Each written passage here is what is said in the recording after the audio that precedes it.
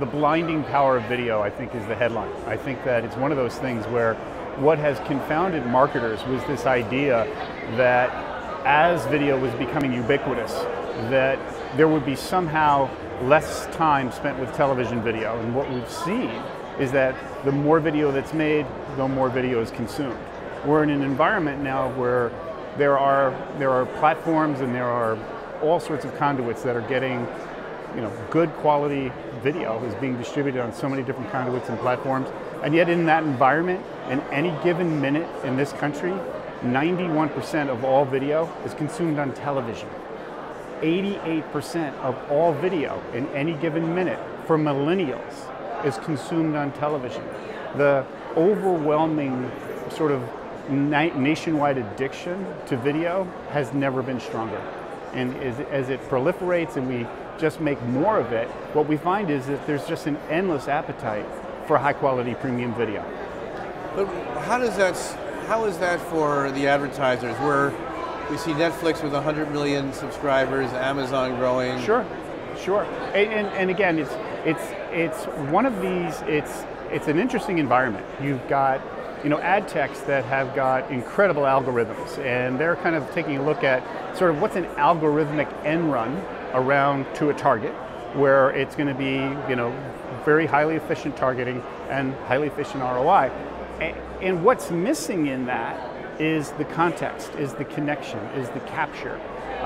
My members, ad-supported television, they've spent over the last 5 years $225 billion on original content. That's how you're able to keep 90% of the nation's attention at any given time. So what it is to me is not an either or.